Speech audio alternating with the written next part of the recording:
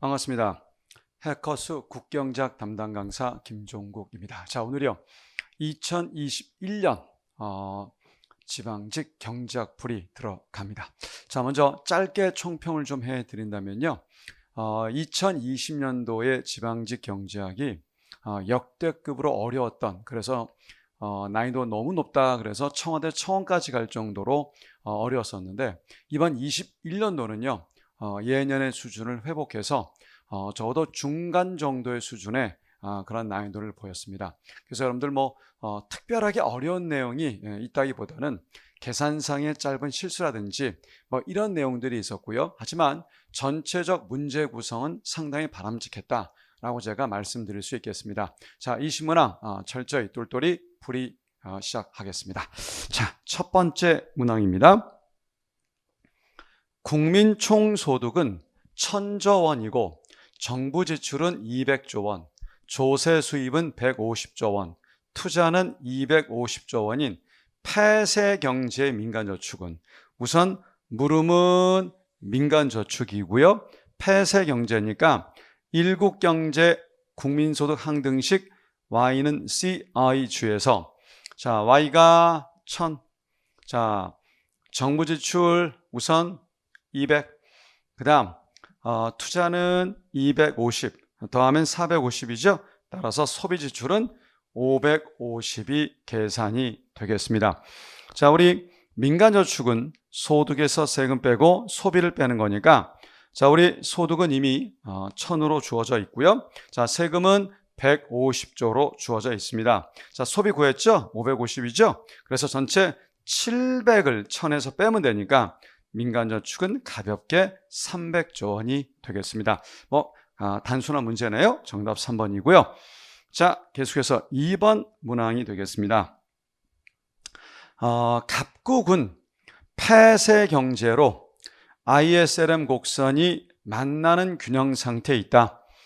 갑국에서 이자율은 현 수준을 유지하면서 소득만 상승시키는 것이 가능한 정책 조합은 IS 우하향, LM은 우상향이다. 일반적인 그러한 모습이죠. 자, 분명히 이자율은 그대로 있는데 소득만 느는 방법, 정부 지출을 늘려서 IS 우측 이동, 통화량 늘려서 LM도 우측 이동인데 둘 다 같은 폭이라면 이자율은 동일한 상태에서 소득만 늘 수 있죠. 자, 간단히 1번 되겠습니다. 자, 사실 나머지선지 큰 의미 없죠? 네, 정답은 1번이고요. 자, 우리 이제 3번입니다. 사실 이 문제는 올해 국회직 문제 또 군무원 문제에서도 동일한 문제가 출제돼서 이미 예상이 됐던 충분히 출제 가능한 그런 문제다라고 말씀을 많이 드렸었고, 실제로 이제 출제가 됐습니다. 자, 어느 공장의 생산 활동으로 지역 주민들이 대기 오염 피해를 입는 외부 불경제가 발생했다. 그래서 공곡선이 좌측 이동하는 모습이죠. 공장의 사적 한계 비용 PMC는 1 더하기 2Q, 사회적 한계 비용 SMC는 4 더하기 2Q. 자, 수요 곡선은 자, 이렇게 주은 거 P로 바꾸면 P는 40 빼기 Q가 되겠죠. 자, 외부 불경제로 인한 사회적 후생 손실은, 자, 이거 제가 어떻게 구한다고 말씀드렸냐면, 일단 사회적 최적이라면 P와 SMC가 만나는 이 포인트에서 생산량이 나올 겁니다. 자, 얼마죠? P하고 SMC 일치시키시면 요거 넘기면 36이죠. 자, 요거 넘기면 3Q죠. 그러니 Q는 얼마 나오겠습니까? 12가 됩니다. 그런데 이러한 사회적 최적 거래량이 아니라 시장 균형 거래량은 P는 PMC니까 이거 일치시키면 되죠? 넘기면 39입니다. 넘기면 3Q가 됩니다. 그래서 Q는 얼마입니까? 13이 나오고 있어요. 자, 그럼 분명히 사회적 최적을 운영하다 보니 이게 사회적 최적인데, 시장 균형을 운영하다 보니 이게 사회적 최적인데, 분명히 원래 여기가 사회적 최적이어야 되는데 시장 균형이 여기가 됨으로써 수요 곡선을 따라서 편익이 이 빗금친 면적만큼 뭐합니까? 증가하겠죠? 요 면적만큼 편익이 증가해요. 그런데 비용은 여기 빗금치 면적, 요 빗금치 면적만큼 뭐합니까? 비용이 증가합니다. 편익은 아래 흰색인데 비용이 이 핑크색이니까 결과적으로 요거만큼의 뭐를 지금 보이고 있는 겁니까? 후생 손실을 보고 있다. 그래서 이 경우는 요 사회적 최적과 시장 균형의 차이값 얼마 나옵니까? 1. 그 다음 요 시장 균형 거래량에서 SMC와 PMC의 차이값. 자, 얼마예요? 빼면 3이 나오죠? 자, 요 길이 곱하면 3인데 삼각형이니까 그 반 1.5가 됩니다. 정확히 3번이죠? 그래서 생산의 외부 불경제가 되게 되면 여기가 사회적 최적 거래량인데 현재 시장 균형 거래량이 됨으로써 편익은 이만큼 증가하는데 비용은 이만큼이나 증가하니 이만큼이 후생 손실이다. 자, 그래서 요 길이 폭과 요 폭 곱하고 2분의 1 하면 1.5가 정답이 됩니다. 3번 정답이고요. 자, 4번 되겠습니다. 갑국에서 X제에 대한 국내 수요 곡선과 국내 공급 곡선이 다음과 같다. 자, 최저 가격을 P60으로 설정한다. 일단은 현재 균형 거래량 가격을 계산해 보면요. 자, 우리 수요 곡선 P로 바꾸면 P는 100배의 Q죠. 공급은 P는 Q고요. 자, 두 개 만난다. 자, 일치시키시면 넘기면 2Q니까 2 나누면 50 나오죠. Q 50이고 P도 50이네요. 그래서 현재 균형 가격은 50, 거래량도 50이 됩니다. 자, 그런데 최저 가격을 60으로 설정을 했어요. 자, 그러면 소비자한테 단위당 일정액의 보조금을 지급하려고 합니다. 그러면 수요곡선이 상방 이동하게 되겠죠. 그러면 각국 정부가 최저 가격 설정 전의 거래량 얼마였습니까? 50. 이걸 그대로 유지하게 하고 싶어요. 그럴 때 보조금 총액은, 그렇다면 일단 옮겨간 수요곡선, 자, 평행이동 비법을 통해서 구해야 되겠죠? 뭡니까? 여기 수요곡선에서 P 대신에 P 마이너 붙이고요. 늘 말씀드리지만 요 마이너스는 평행이동이라는 뜻이었어요. 그 다음 위로 올라가면 플러스, 내려가면 마이너스인데 올라가니까 플러스. 단위당 보조금을 스몰 a라고 할게요. 이러한 새로운 뭡니까? 수요곡선하고 그 다음에 요 곡선이 점선의 새로운 수요곡선인데 요 점에서는 가격은 60이어야 할 것이고 그 다음에 거래량은 최저 가격 설정 전과 동일한 50을 지나야 될 테니 Q에다가 50을 대입하고요. 그 다음 P에다가 60을 대입하면 네, 스몰 a를 구할 수 있다는 취지죠. 따라서 요거 10이 되게 되면 60에서 빼기 10, 50 나오죠? 다시 100에서 50 하면 50 되지 않습니까? 그래서 단위당 보조금은 10이 된다. 우리 보조금 총액은 단위당 보조금의 거래량을 전체 곱하는 거니까 거래량은 50인데 단위당 보조금이 10이니까 곱하면 500이 된다. 그래서 2번이 됩니다. 분명히 어렵지 않은 문제지만 하지만 이런 정도의 내공은 어느 정도 공부가 됐을 때 풀 수 있는 것이니까 수준 자체가 높지 않다고 해서 쉽다는 아니에요. 이런 문제를 얼마나 빠르게 정확히 푸느냐가 늘 말씀드리지만 합격의 관건입니다. 정답은 2번이고요. 자, 그 다음입니다. 자, 이 문제도 이미 많이 설명을 드렸던 문제죠. 문제질은 너무너무 좋아요. 갑국은 자본 이동이 완전히 자유로운 소규모 개방 경제로 제가 그래서 자본 이동이 완전 자유다.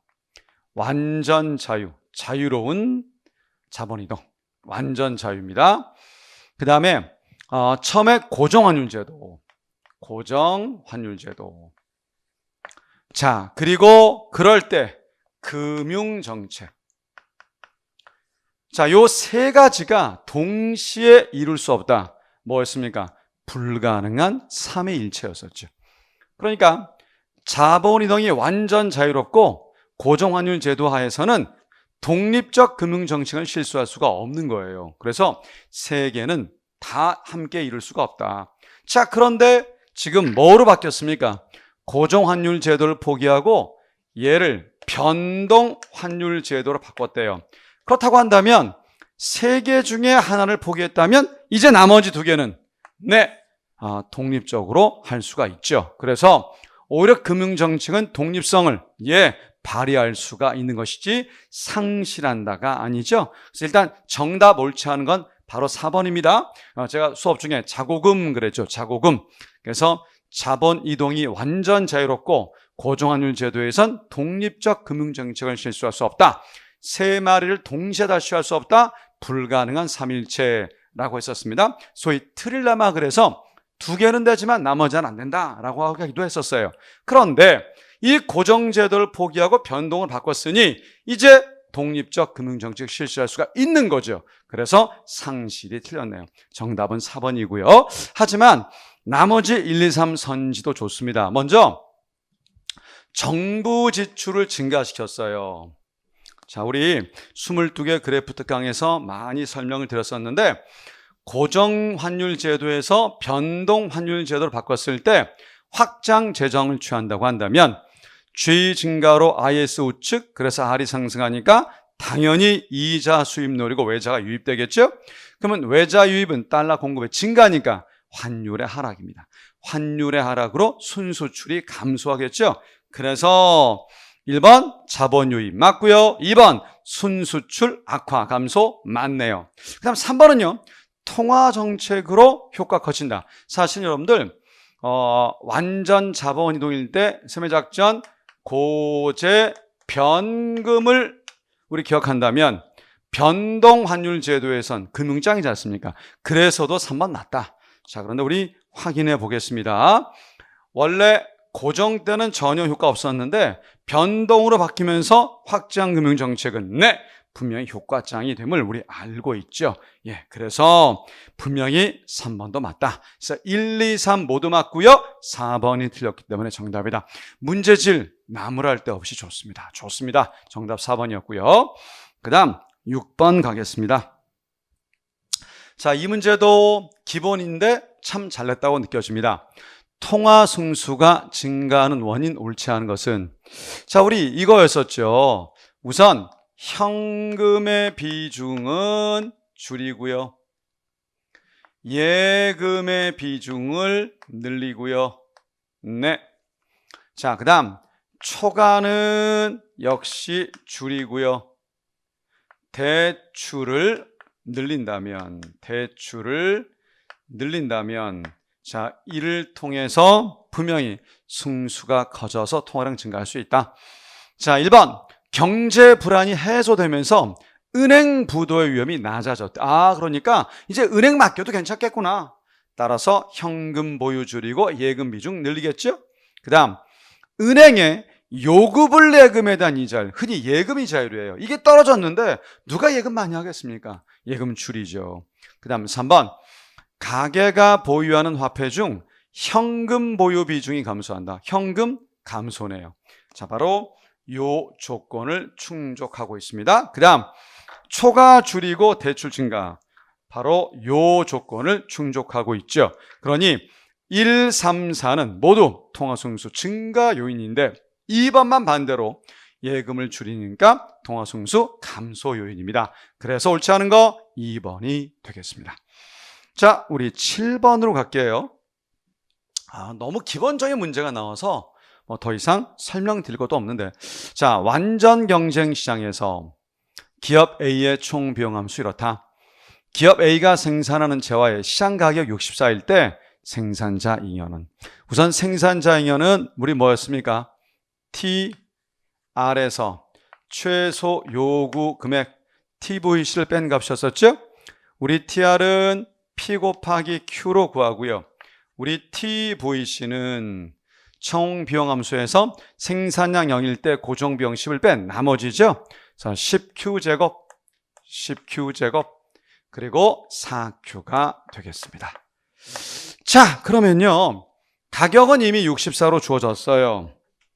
64로 주어졌습니다. 문제는 이제 Q만 구하면 되는데, 완전 경쟁 이윤 극대화 PMC를 우리 알고 있죠? 가격 64, MC 미분하면 되죠. 20 더하기 4. 그래서 넘기니까 60, 20 나누면 3. 그래서 Q가 3이 되겠습니다. 3이 되겠습니다. 자, 3, 3은 9, 90이고요. 4, 3, 12, 그래서 102가 되고요. 4, 3, 12, 3, 6, 18, 192가 돼서 빼면 90이 되죠. 그래서 정답은 3번이 되겠습니다. 자, 우리 계속해서 8번으로 가겠습니다. 자, 총 생산함수 y는 ak를 가정하는 소위 ak 모형이죠. 경제 성장 이론에 대한 설명을 옳지 않은 것은 우리 ak 모형은 자본의 범위를 물적 자본만이 아니라 인적 자본으로 뭐 했습니까? 확장한 포괄적 개념을 쓰고 있죠. 네, 그래서 비록 개별 기업 차원에서 한계 생산인 체감할지라도 인적 자본의 작용에 의해서 전체 차원에선 수학 체감을 부인하는, 그래서 우리 요 K가 1이기 때문에 분명히 수학 불변의 함수를 가정하는 그러한 사례가 되겠습니다. 그래서 2번, 3번 맞고요.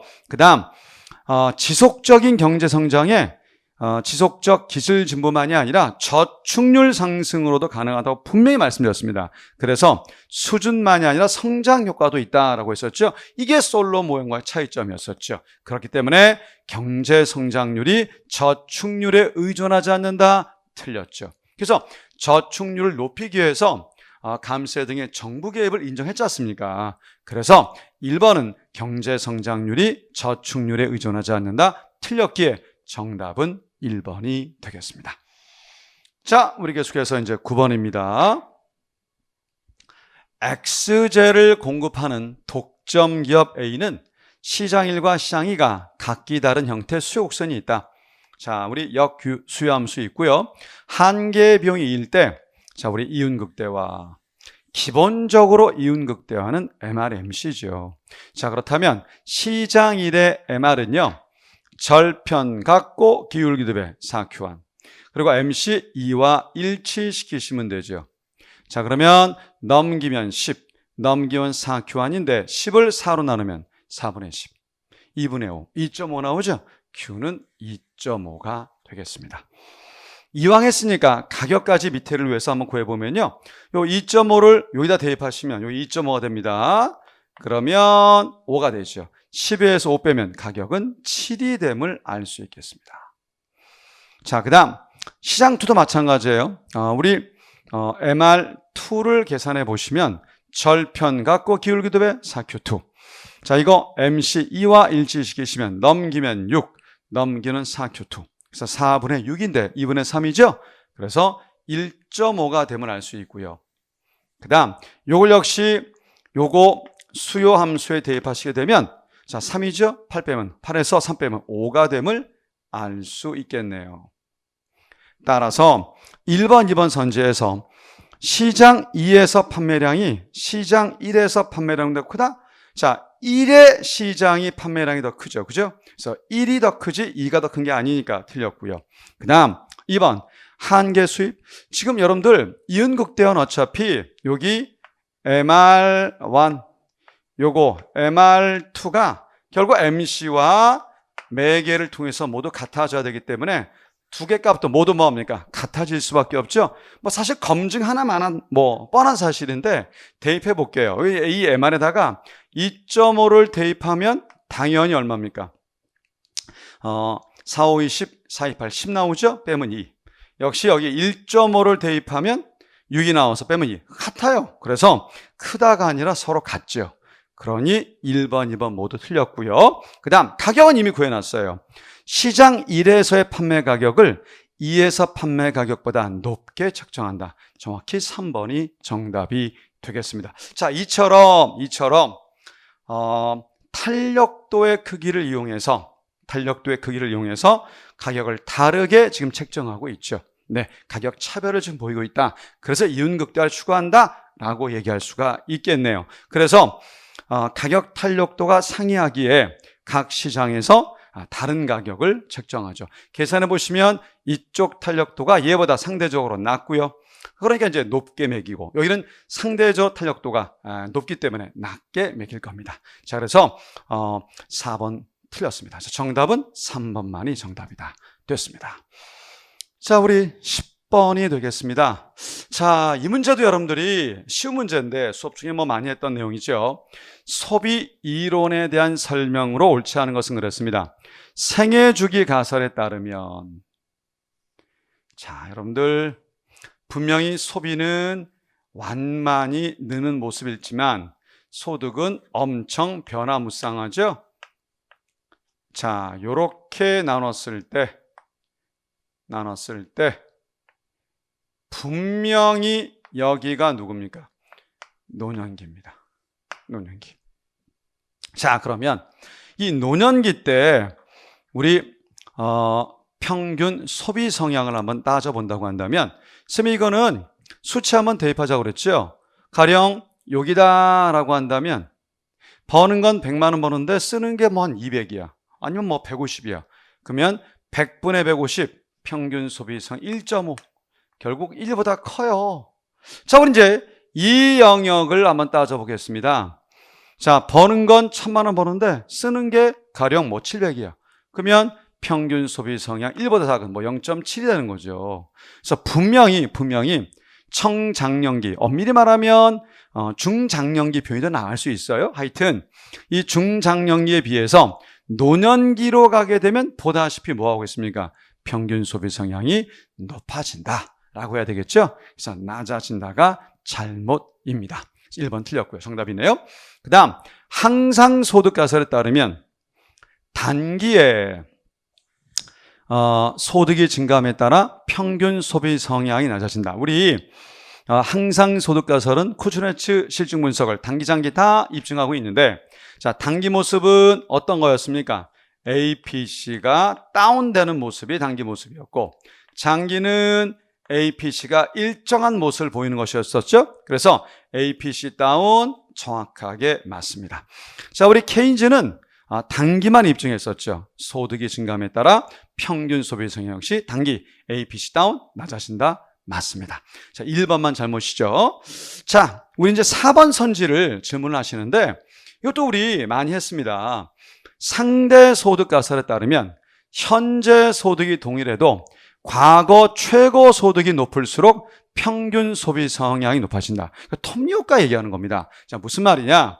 지금 내가 Y1의 소득을 보이고 있으면 C 포인트에서 소비하면 되는데, 나 왕년에 Y5를 번 사람이에요. 그리고 여기 A에서 소비했던 사람이에요. 이거에 연연하다 보면 비록 이만큼 수준은 아니더라도 적어도 C보다 높은 B에서 적어도 단계는 소비하려 한다는 겁니다. 그러니 분명히 기울기가 B 쪽이 어떻습니까? 더 가팔라지죠? 우리 평균은 원점 기울기니까, 자, 분명히 기울기가 더 커진다는 것은 평균 소비 성향이 더 뭐 한다는 겁니까? 커진다는 겁니다. 그래서 이 과거 소득에 연연하다 보면 지금보다 높은 소비 수준을 유지하려 하기 때문에 평균 소비 성향이 높아진다. 정확히 맞습니다.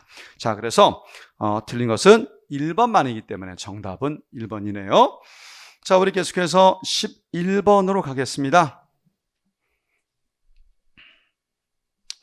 각국의 중앙은행은 다음에 실질 경제 성장률과 물가 상승률 목표를 4와 3으로 두고 있다. 각국의 화폐 유통속도 증가율이 다음에도 2%가 될 것으로 예상된다. 자, 화폐 수량설에 기초할 때 MVPY죠. 각국의 다음에 적정 통화 성장률은 그대로 대입하시면 되죠. V는 2, P. 자, 분명히 뒤쪽이 물가니까 3입니다. 그 다음 Y 앞쪽이죠. 4, 7이니까 나머지 5가 돼야 되죠. 정답 3. 뭐 더 이상 설명 필요 없겠네요. 자, 12번 가겠습니다. 출제자께서 이런 패턴을 너무 좋아했던 것 같아요. 각국에서 X제에 대한 국내 수요 곡선과 국내 공급 곡선이 다음과 같다. 그래서 공급 수요 주어져 있습니다. 자, 최고 가격이 나왔으니까 일단은 최고 가격 설정 전 국내 가격 거래량 찾아보면요, 요거 일치시키시게 되면, 자, 넘기면 24가 나오고요. 넘기면 3P가 될 테니 P는 3, 8이 24, 8이 나옵니다. 아무데나 이제 P, 8을 대입하면 8이 16, 8 빼면 8이죠. 수량도 8이 되고 있습니다. 자, 그런데 최고 가격을 7로 설정을 했어요. 그러면 후생 손실은, 자, 우리 요 삼각형 면적이 후생 손실이라는 거 심화반 시간 때 많이 설명을 드린 내용이라서 그 내용은 더 설명드리지 않고요. 요 면적만 한번 구해 보겠습니다. 자, 어떻게 합니까? 우선 7이라는 최고 가격을 공급 곡선에 대입하면 7이 14, 8 빼면 6이죠. 그 다음 요 6을 수요 곡선에 대입하면요. 수량 6을 대입하면요. P는 10이 나와야 되죠. 10. 따라서 요 폭은 10과 7의 차이 3. 요 폭은 8과 6의 차이 2가 되면 알 수 있죠. 그래서 3이 6인데 삼각형이니까 반. 얼마입니까? 3. 그래서 3만큼 후생은 감소하고 있다. 정확히 2번이네요. 네. 자, 우리 이제 13번 문제가 기다리고 있습니다. 다음과 같은 단기 필립스 곡선에 대한 설명으로 옳지 않은 것은 그렇습니다. 쭉 주어져 있고요. 임금과 가격이 신축적일수록 결국은 알파의 절대값이 커지게 되겠죠. 그래서 결과적으로 수직에 가깝게 될수록 결국은 신축성을 반영하는 고전 계열이 될 테니까 분명히 신축적일수록 알파의 값은 커집니다. 그래서 1번은 정확히 맞고요. 2번 기대 인플레이션의 상승 파이 2가 뛰게 되면 따라서 파이도 따라 오르기 때문에 실제 인플레이션의 상승을 낳고요. 사실 3번, 4번은 너무 기본적인 내용이죠.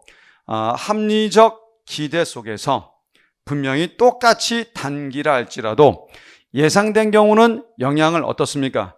전혀 미치지 못하죠. 하지만 예상치 못한 통화정책이 단기에 영향을 미치죠. 그래서 3번이 잘못됐기 때문에 정답이 되겠네요. 우리 다시 한번요. 우리 정책 무력성 정리에 의하면 합리적 기대하 예상된 경우라면 단기조차도 영향력 행사 못하죠. 정책 무력성 정리. 근데 미친다 했으니 틀렸고요. 자, 예상치 못한 경우에만 단기 영향을 미치죠. 4번은 맞다. 3번만 틀렸습니다. 정답은 3번이 되겠습니다. 자, 그 다음 14번이요. 자, 여러분들 이 문제도 좀 재밌는 것이 어느 소비자가 재화 A를 XA만큼 소비하고 재화 B를 XB만큼 소비할 때 얻는 효용은 이렇다. 자, 보면 효용함수가 이렇게 주어져 있습니다. 뭡니까? 0.4와 0.6을 더해서 1차 CD형이 되고 있음을 알 수 있죠. 자, 여러분들 우리 CD형일 때, 자, 제가 이런 거 많이 말씀을 드렸습니다. CD형 효용함수로 한번 가정해 봤을 때 이런 경우에 우리 X 소비량, 효용 극대화율량 X 소비량 어떻게 됐습니까?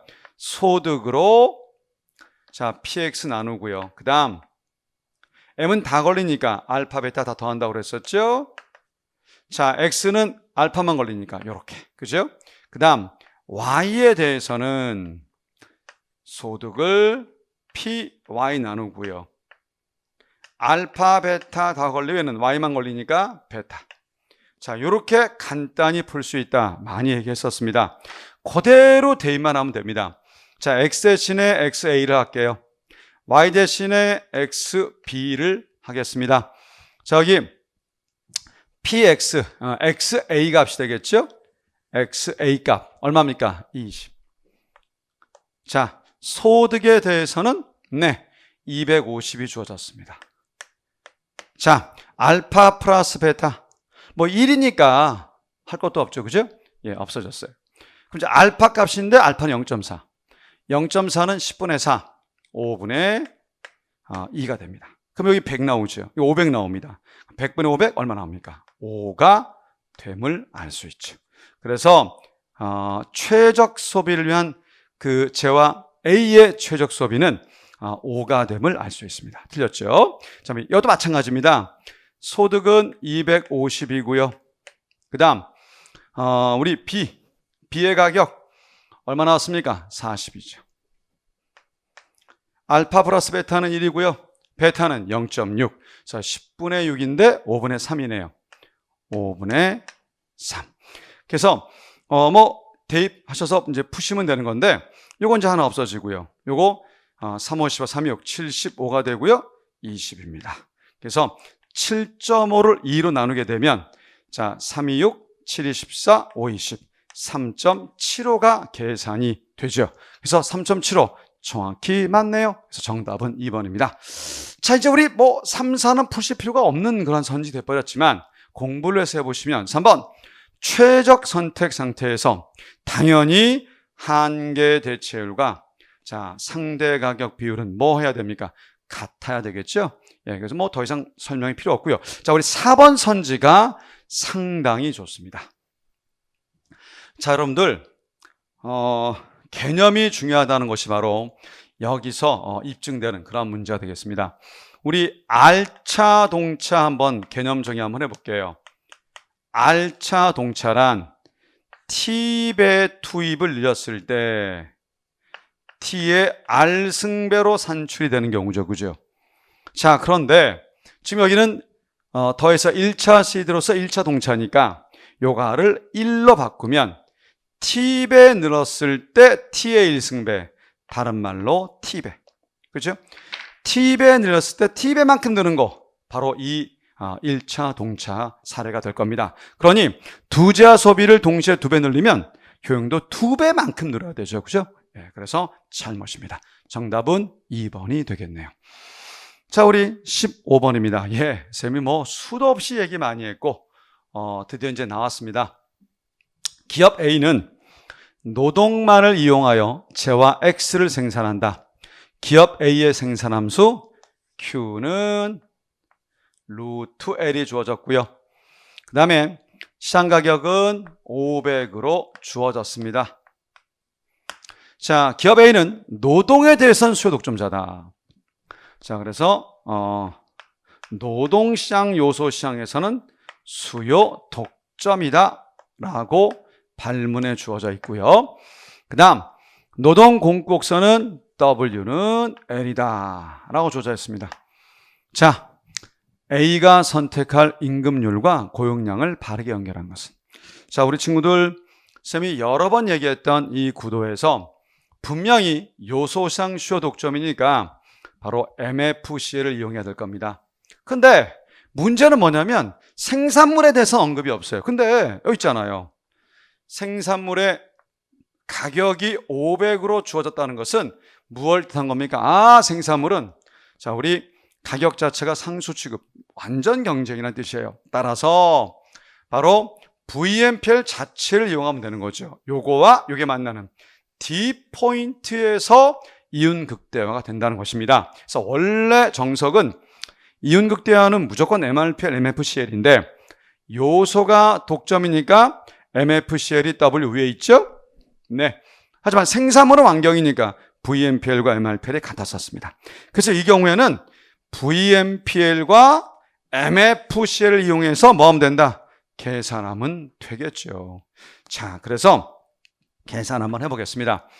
VMPL과 MFCL을 이용해서 계산을 해봅니다. 자, 한 가지 주의점이 이 문제에서 사실은 이제 아마 이렇게 풀어도 계산 산수가 이제 좀 낯설어서 틀릴 수도 있었지 않겠는가 하는 생각이 들긴 들었었어요. 일단 해보겠습니다. 자, 우리 MFCL은 노동 공급 곡선에서 절편은 0이니까 같고 기울기 몇 배? 2배. 그래서 2L. 그래서 MFCL은 2L이 되고 있습니다. 그 다음 VMPL은요. V 500이죠. 그 다음 MPL은요. 자, 우리 Q는 루트 L. 요걸 미분한 값이 뭡니까? MPL이 되면 알 수 있죠. 자, 우리 무리함수 미분 많이 했습니다. 2 루트 L분의 1이 되죠. 그래서 2 루트 L분의 1 곱하기 500이 바로 2L이 되는 그러한 답이죠. 그러면 요 2를 요 2 루트 L을 1이 넘기면 한 번 더 써볼게요. 500은 넘어가면 얼마입니까? 4 루트 L 곱하기 L이 됩니다. 자, 4로 500을 4로 나누면 얼마 나옵니까? 125가 되죠. 그래서 125는 루트 L 곱하기 L이 돼요. 자, 여러분들 양쪽을 제곱시켜 볼게요. 양쪽을 제곱시켜 보겠습니다. 그러면 이건 L제곱, 이건 L이 나오니까 L3승이 돼요. 자, 그런데 125는요, 아시겠지만 25 곱하기 5예요. 그죠? 이걸 제곱이니까 한 번 더 씁니다. 25 곱하기 5를 한 번 더 쓰시면 돼. 그죠? 그러면 요거 5와 5를 곱해도 얼마 나옵니까? 25가 될 수 있죠. 그러니 L3승은 다른 말로 25의 3승이다 라고 둘 수 있으니 L이 얼마가 되는 겁니까? 25가 됩니다. 그래서 고용량은 25가 되죠. 자, 임금은요, 독점적 지위유형에서 노동 공급 곡선에서 구할 수 있으니 요거 25니까 임금도 똑같은 25가 됨을 알 수 있죠. 그래서 정답은 1번이 되겠네요. 수없이 많이 예상하고 나올 것이다 라고 했고요. 이 정도 충분히 푸실 수 있었으리라 믿습니다. 정답 1번입니다. 자, 16번이 되겠습니다. 자, 셈의 공식, 고취경 경고 공식이 위력을 발휘한 문제였었죠. 그래서 고취경 경고. 그래서 이제 우리 취업률은 100 빼기 실업률이니까 요 공식을 이용해서 풀면 아주 간단히 짧게 정확히 스피디하게 풀 수 있었습니다. 자, 그래서 써볼게요. 고용률 곱하기 100은 취업률 대신에 100 빼기 실업률로 대체하고요. 경제활동 참가율을 쓸 수 있었습니다. 자, 1번 고용률과 실업률은 동반 상승할 수 있다. 잘 보세요. 얘가 올랐습니다. 자, 얘가 올랐습니다. 과연 이런 경우의 수는 있을 수 있을지 따져볼게요. 자, 여기 빼는 값이 커지면 전체 값 뭐 하는 겁니까? 줄겠죠. 얘가 줄었음에도 얘가 오르려면 경이 많이 오르면 가능해요. 그러니 얘가 올라도 얘가 오를 수 있다 없다? 있다. 그러니까 고용률, 실업률, 경제활동 참가율이 다 오를 수 있어요. 동시에. 자, 2번 경과 실업률은 동반 상승할 수 있다. 자, 경과 실업률 동반 상승 가능하죠. 3번 경과 고용률은 동반 상승. 경과 고용률도 동반 상승. 다 되죠. 와, 이 공식 정말 대단합니다. 자, 4번 실업률은 일정한데. 자, 그럼 다시 한번 써볼게요. 고 곱하기 100은 100 빼기 실업률 곱하기 경제활동 참가율에서 자, 실업률이 일정한데 고용률이 상승했다면 당연히 경은 뭐가 됩니까? 뛰어야 되겠죠? 그래서 감소라 했으니 몇 번 답이다? 4번. 고취경 경고 공식이 위력을 발휘한 정말 좋은 문제였습니다. 정답 4번이 되고요. 자, 17번입니다. 하여튼 이 패턴 되게 좋아하신 것 같아요. 계속 반복적이네요. 자, 갑국에서 X제에 대한 수요 곡선과 공급이 이렇다. 자, 소비자한테 X한 개당 10의 세금이 부과됐을 때 소비자가 지불하는 가격과 공급자 받는 가격. 자, 우선 부과 전의 균형을 한번 공부를 해서 한번 따져보겠습니다. 자, 여기 우리 공급은 200 더하기 4P, 수요는 7 빼기 P. 이거 일치시키시면 넘기면 500 나오죠. 자, 넘기면 5P입니다. 그래서 P는 100이죠. 그래서 가격 100. 그 다음에 아무데나 P100을 대입하면 400, 200. 100 빼면 600. 그래서 뭐 거래량은 600 됐죠. 자, 그런데 사실 이거 큰 의미는 없는 건데 한번 공부를 해서 한 것뿐입니다. 자, 우리 소비자한테 부과했습니다. 그래서 곡선이 하방 이동하겠죠. 평행 이동 비법을 한번 따져보신다고 한다면 자, P 대신에 P 마이너 평행 이동이죠. 내려왔으니까 다시 마이너. 얼마만큼이요? 10만큼. 그러면 마이너 얼마입니까? 마이너. 자, 10을 빼면 690 빼기 P가 Q가 된다. 자, 그러면 공급 곡선과 뭐 하자? 일치시켜보자. 자, 이거 넘기면 490이고요. 그 다음 마이너스 10 넘기면 5P 돼서 P는 5 나누면 5, 9, 45, 8, 5, 40, 98. 그래서 새로운 균형 가격은 98이 돼요. 이 가격을 누가 받아가는 겁니까? 생산자, 공급자가 받아가요. 그 다음 소비자는 그거 주고 난 다음에 끝이 아니라 이제 세금 내야 되죠. 그래서 단위당 세금 10만큼씩 위로 올리면 여기가 누가 실제 지불하는 금액이다? 소비자. 10을 더하니까 108이 됨을 알 수 있죠. 정답은 몇 번입니까? 2번이 되겠습니다. 자, 우리 18번 문제 되겠습니다. 자, 독점적 경쟁 시장에서 조업하고 있다. 자, 장기 균형. 독경의 장기 균형은 LAC 최소점 좌측에서 가격과 뭡니까? 만나죠? 바로 여기입니다. 자, 따라서 P와 분명히 P와 LAC가 일치하기 때문에 양쪽에 Q를 곱하면 총수입, 총비용이니까 경제적 이윤? 네, 초과 이윤은 없죠? 맞습니다. 그 다음 AC가 감소하는 구간은 무슨 구간이었습니까? 규모의 경제였기에 규모의 경제를 발생시킵니다. 하지만 PMC는 효율적 자원 배분으로서 완전 경쟁의 특징이기 때문에 3번 틀려 정답이고요. 4번 균형 산출량이 평균 비용이 극소화되는 산출량보다 작다. 여기보다 왼쪽이니까 작겠죠. 예, 그래서 정답은 3번이 되겠습니다. 자, 우리 계속해서 19번입니다. 자, 리카르도 등가 정리 등이 나와 있는데 재정 정책에 대한 설명 옳지 않은 것은 1번 고전학파에 따르면 구축 효과가 정부 지출 증가 효과를 완전히 상쇄할 만큼 크다. 자, 우리 고전학파에서 LM 곡선 수직선의 모습을 보이죠. IS, 자, 우리 완만한 우하향이었습니다. 자, 요거 좀 지우고 이쁘게 한번 그려보면 정부 지출 G를 늘리면 R이 일정하다는 전제를 두게 되면 IS가 우측 이동하면 여기까지 뭐 할 수 있습니까? 소득이 늘 수 있어요. 그런데 결국 여기가 최종점이죠. R이 상승하면서 구축시켜버리게 되면 완전히 다 구축되고 제자리로 오기 때문에 소득은 전혀 변함이 없었습니다. 그래서 구축이 정부 지출 증가 효과, 승수 효과를 완전히 상쇄시키죠. 예, 그래서 1번은 정확히 맞고요. 자, 리카르도 동등성 정리에 따르면 정부 공채는 부채지, 그죠? 자산이 아닐 수 있다. 맞습니다. 그 다음 공급 중시 경제학에 따르면 공급 중시 경제학이죠. 소득세율을 인하하게 되면 근로우역이 늘어서 노동 공급이 증가함으로써 조세 수입이 늘 수 있다라고 얘기했죠. 그러니까 그 말이 맞다 틀리다가 중요한 게 아니라 이 공급 중시 경제학에 따르면이 중요합니다. 그래서 세율을 인하하면 근로우역이 늘어서 그래서 노동 공급 증가해서 조세 수입을 늘릴 수 있다. 네, 3번도 맞습니다. 자, 케인즈 단순 모형에서 자, 정액세 승수. 자, 1 빼기 10분의 마이너스 C였고요. 조세 승수죠. 정부 지출 승수 1 빼기 10분의 1이었습니다.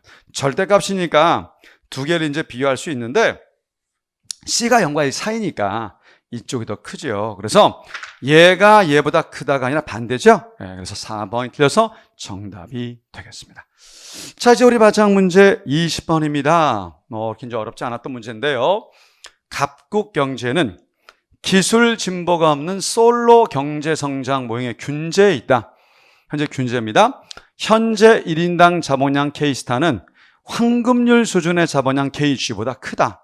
그러니까 황금률보다 오른쪽에 있는 상태네요. 갑국은 저축률을 변화시켜서 황금률 수준의 자본량을 달성하는 균제로 이동하고자 한다. 옳은 것은 자, 이제 우리 쌤 기본서에 있는 그림을 이용했습니다. 자, 여기 보시게 되면 분명히 여기 기술 진보, 지속적 기술 진보는 없으니까 분명히 ND로만 표현하겠습니다. 그래서 NDK. 자, 그 다음에 우리 저축함수 함께 일치시키는 모습을 보이게 되면 균제 상태가 되는데 이때 요거의 기울기 MPK죠. 그리고 요거 기울기 ND 지금 같은 상태가 되고 있습니다. 바로 뭡니까? 황금률로서의 균제였었죠. 그런데 이제 문제에 주어진 조건에 의하면 오른쪽에 이제 있으니까 아마도 저축률이 더 높아서 여기에 있을 거예요. 여기서 지금 현재 뭘 보인다? 균제를 보인다라고 할 수가 있습니다. 그렇다면 황금률 균제를 올려면 저축률을 낮추면 되기 때문에 분명히 답은 간단히 1번이 됩니다. 자, 그런데 이번 선지 황금률 수준의 자본량을 달성하면 자본의 한계 생산이 감소하느냐. 자, 보세요. 원래 황금률 수준에서의 자본 한계 생산 NPK는 요 값인데 최초의 여기서의 NPK는 위로 올렸을 때 요 기울기예요. 따라서 기울기가 오히려 뭐 해주고 있습니까? 커지고 있죠? 감소합니까? 증가합니까? 증가합니다. 자, 그래서 틀렸죠. 분명히 황금률 균제에서는 NPK가 요건데 지금 현 상태에서는 NPK가 이거니까 명백히 증가하죠. 감소 아니죠? 자, 그 다음 자, 황금률 수준의 자본량을 달성하면 1인당 소득 역시 뭐 하고 있습니까? 여기선 여기였는데 여기선 여기니까 분명히 소득은 감소해요. 따라서 상승이 아니라 감소입니다. 틀렸습니다. 자, 그 다음 4번 K스타 현 수준에서의 자본 한계 생산 바로 여기입니다. 요 포인트가 되겠죠. 자, 그런데 이때 한계 생산은 감가상각률과 인구 증가율 바로 여기입니다. 요 크기. 자, 원래 황금률 균제일 때는 NPK가 N과 D합과 같아야 되는데 현 수준에서는 분명히 얘가 더 작죠. NPK가. 그러니까 NPK 값이 자, 인구 증가율과 감가상각률의 합보다 어떻습니까? 여기는 요 기울기여야 되는데 여기는 요거 보니까 요게 작죠? 그래서 요렇게 크기가 나와야 됩니다. 자, 그런데 NPK가 감가상각률과 인구 증가율 합보다 크다고 했으니까 뭐다? 틀렸다. 그죠? 그래서 분명히 요 포인트에서는 요게 더 작고요. 얘가 더 큽니다. 하지만 여기 와서는 둘 다 같아지고 있죠. 즉, 요 NPK가 커지면서 두 개가 뭐하는 겁니까? 같아지는 겁니다. 그래서 K스타 순에서 자본 한계 생산 NPK는 감가상각과 인구 증가율 합 ND보다 분명히 작아요. 명백히 요 기울기하고 요 기울기에서 얘가 작죠? 네, 그래서 합보다 크다가 아니라 작다 이어야 되기 때문에 4번은 잘못입니다. 자, 그래서 정답은 가볍게 1번입니다. 하락하면 달성될 수 있다. 자, 그러면 NPK는 보다시피 커진다. 그 다음 1인당 소득도 감소한다. 자, 그리고 K스타 수준에서 NPK는 ND보다 뭐다? 작다. 자, 그래서 다 틀렸고 1번만이 정답이 되겠습니다. 자, 그래서 2021년도 지방직 문제는 과거 예년 수준처럼 냈고요. 특별하게 난이도가 높은 그런 문제는 없었습니다. 개인적으로는 경제학 개론에 맞게끔 적절히 출제가 되지 않았나 이런 생각을 해봅니다. 자, 여러분들의 합격을 기원하면서 지금까지 해커스 국경제학 담당 강사 김종국입니다.